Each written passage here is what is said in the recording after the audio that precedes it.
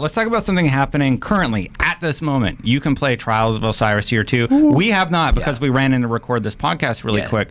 The things that we do. So I thought that we would talk a little bit about Year 1 and some things that we learned while playing Trials of Osiris during Year 1. Well, can we talk about the small changes? Actually? Yeah. Oh, yeah. Go ahead. So they're minor, but you can now finish Crucible bounties in Trials, and also you can earn legendary marks. Mm-hmm. You can pick up is it bounties from Brother Vance? I think.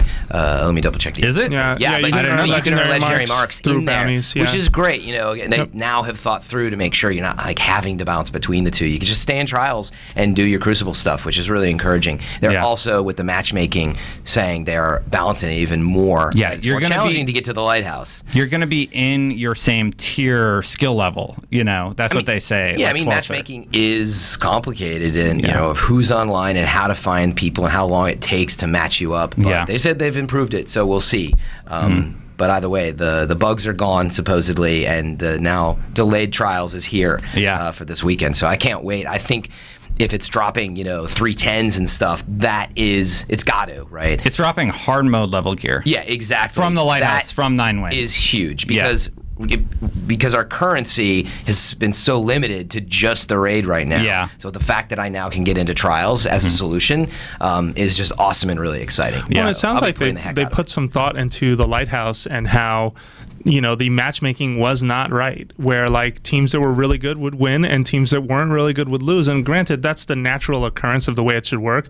But teams that are really good that kept winning should be teamed up and matched up against teams that were also very good. Yeah. And that honestly was kind of, I don't want to call it a problem because I don't think it was. Like I think it gave everyone a chance to go to the lighthouse, and I do think the lighthouse is a cool thing. It's awesome. But the lighthouse at the same time should be this reward that, I hate to say this, but should be kind of elite. It should be kind of like, hey, you earned this through like some harrowing trials. Mm-hmm. And it sounds like Year 1, that wasn't the case. Oh, it was for me, definitely. Yeah. Trials was like one of my favorite experiences of Year 1.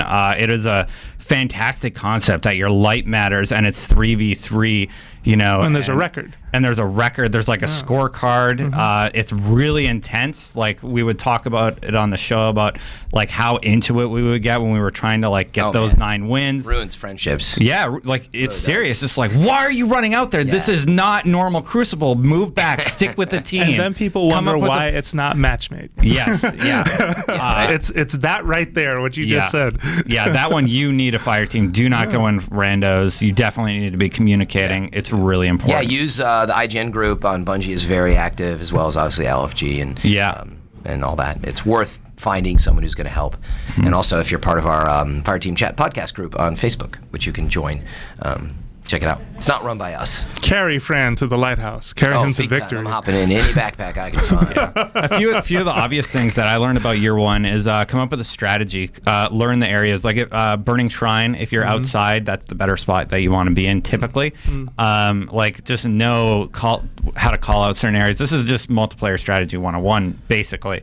But all that stuff's really important. Be communicating with your team. Don't just be in your team and silent. Call out if you need help because you can get revived. And watch out for those warlocks. And the warlocks are a little scary. Self-res. Yeah, self-res messes with you. Yeah. One thing I learned, I knew this going into Trials because I had played it earlier, but your discipline, intellect, and strength are superior. They're incredibly important.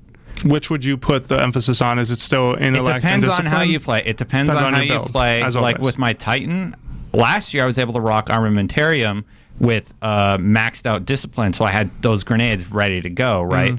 I ran Striker, and it worked out pretty well for me because like you can nail them on heavy, like with a good super, etc. This year with Hammer, it kind of changes the game because that's going to be your best Sunbreakers. bet. I know. It's going to be really, really tricky. You see those things getting chucked across the maps. I think it's going to be a lot of Titans and a lot of Warlocks. I think those are going to be 2 classes. I mean, so Night Stalker isn't great, especially with the current adjustment to it. I think we're going to see a lot of gunslingers and blade dancers.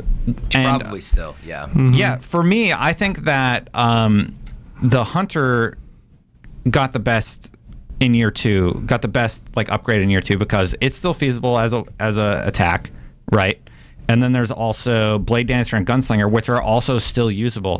However, with Titan, sure, you have Titan Smash, but people aren't grouping up as much anymore because of how their supers work. They kind of go out. Like Warlocks are going out with, their electricity and everything. Yeah, but see, I won't. I mean, I'll stick with Sunsinger to your point because like the res is just so important. Like you're not going to want to get close with electricity. And the other thing is you get caught in that mode. Yeah. So you're screwed. If somebody backs up, duck. It's tough. Well, even if you use it and get one person, you're kind of a sitting duck, like, floating away. Yeah. And there's a snipe on you, like it's possible that it's a bad move. Yeah, you can't sprint. Yeah, when you pop Palpatine, you can't. That being said, if you think you can get into a group and nuke 3 people, just go in. People do sit close together, and you are a little bit of a tank in that mode.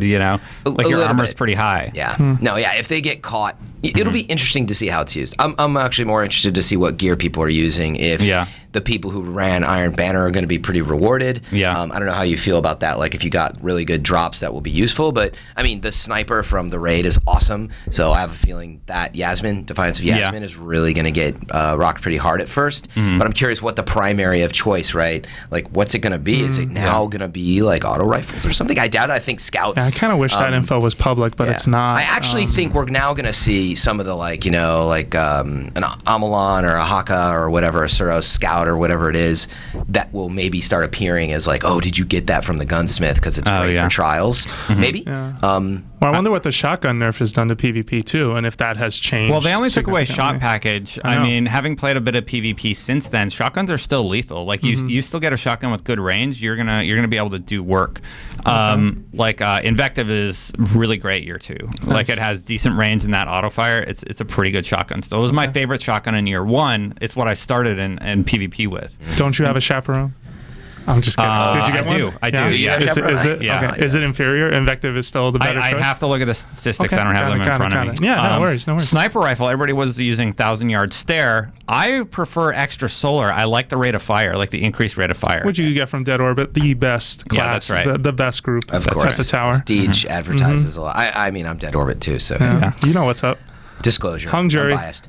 Yeah, hung juries. I was going to bring that up as one of the scouts that would be great to use, but I was actually just thinking of something which is probably a terrible idea. Yeah. But Malice, it's going to give you that damage boost from afar. So, right, like burning down your health, super dangerous, but you're going to get an extra kick off of the scout. I don't know. Probably like 2 to 3 rounds would drop somebody, but it's a risk reward. It really is because you could kill yourself. I'm totally going to do that. And then what if you had two people on res duty, one person on Touch of Malice? Oh my goodness! Just peppering the team, with that one round. We'll have to see how much. Touch of Malice ends up the new Thorn. I'm done. Like, I don't think it will. Having used it in multiplayer, it's still tricky. It doesn't have the range necessary to be viable. That's what I was going to say. Ultimately, it's not going to be as good as others. I haven't used it in Iron Banner or Trials, so it could be interesting. The point is, it could be fun to have a little extra damage kick, like someone who could get good at it and be in like that right zone. But otherwise, I was going to remind people too, if you can get truth, like get it and pick it up. Like you want to switch to that. I think that was the next question. Yeah. Are you going to do a rocket launcher, or are you going to do a different weapon or a machine gun?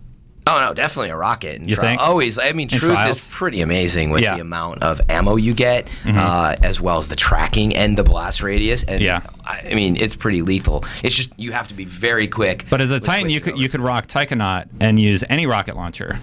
That's true. With the tracking, you mean? Yeah, with tracking. That is a really cool perk that it adds. Isn't Zer selling Taikonaut? Yeah, he is this week. So it's probably Titans, a lot of people are probably going to use that. Red alert! Yeah. I have the Vanguard Quartermaster tracking rocket Smolder, but I got a tracking perk, so I'll probably use that for now. But it's not high enough level. My highest stuff is like hallowed raid gear. What about sword? In Trials? Yeah.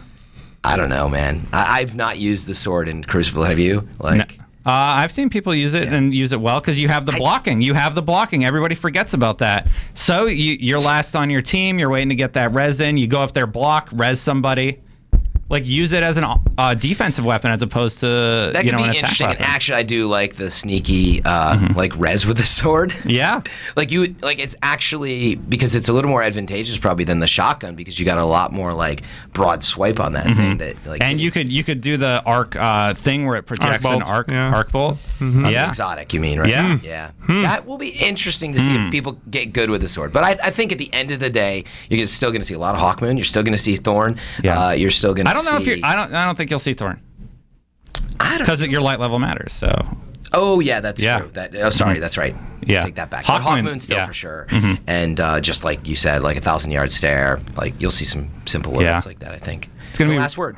Also, Red Death, Bad Juju. Great. I like Last Word. I don't. I hate that gun. I know, but some people like are brutal with it. So yeah, with the pistol nerf, I don't know. Yeah, that'll be interesting. That's true. I like Hawkmoon for sure. We see that one a lot, and a lot of pulse rifles. Red Death.